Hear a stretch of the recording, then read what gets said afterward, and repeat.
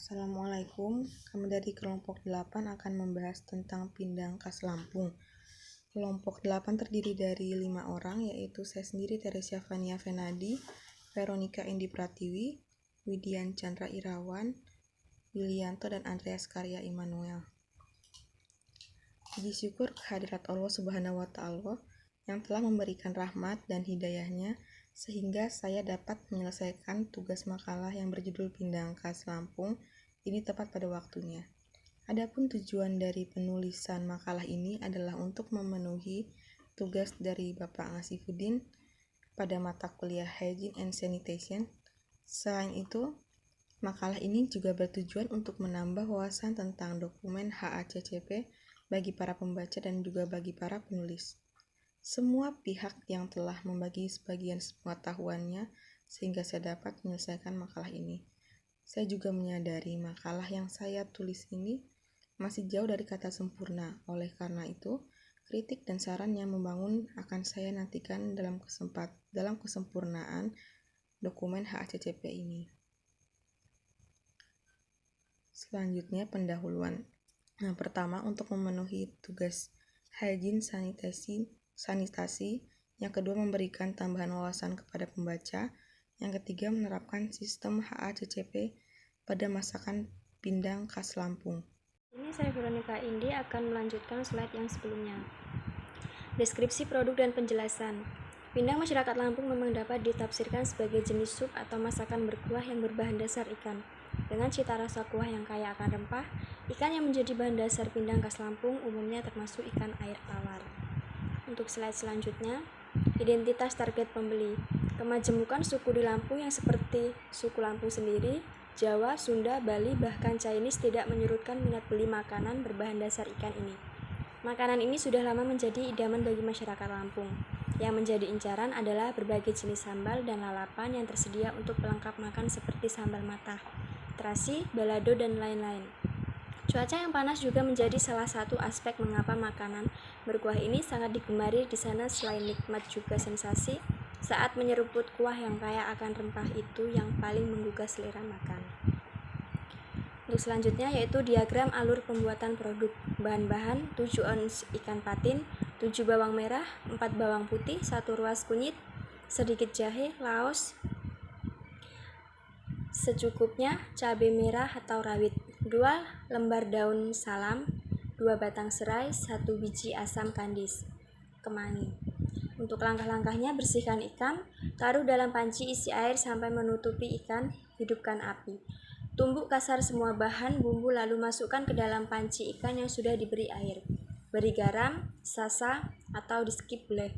Gula seujung sendok, jangan banyak karena akan merubah rasa ikan segar, akan mengeluarkan rasa manis. Masak hingga mendidih dan agak menyurut. Tambahkan kemangi, tes rasa lalu siap dihidangkan. Inilah hasil akhir, silahkan garnish sesuai keinginan dan selera masing-masing. Sekarang saya akan menjelaskan tentang identifikasi HACCP terhadap bahan baku. Berkaitan dengan tugas yang saya buat mengenai pindang Lampung, HACCP sistem pada bahan baku pembuatan sudah terjamin karena bahan yang digunakan masih fresh. Pembuatan ikan pindang dapat dilakukan dengan berbagai cara sesuai dengan jenis ikan dan wadah yang digunakan. Prinsipnya, pembuatan ikan pindang terdiri dari beberapa tahap, yaitu 1. Pemilihan bahan baku ikan pindang sesuai jenis, ukuran, dan tingkat kesegaran. 2. Persiapan peralatan dan bahan. Wadah yang digunakan untuk proses pemindahan bisa terbuat dari tanah liat atau besi atau seng. Peralatan lain dan bahan yang digunakan diantaranya pisau, timbangan, telanan, saringan, air, dan garam. 3. Penyiapan dan pencucian. Ikan yang berukuran besar disiangi dengan cara dibuang isi perut, insang, dan sisik. Ikan dibelah dan dipotong-potong sesuai ukuran yang diinginkan. Ikan yang menggunakan air bersih dan yang mengalir. Ikan ditiriskan dalam keranjang dengan posisi rongga perut menghadap ke bawah agar tidak ada udara yang menggenang di rongga perutnya. Ikan ditimbang. Proses pembuatan dan pemindahan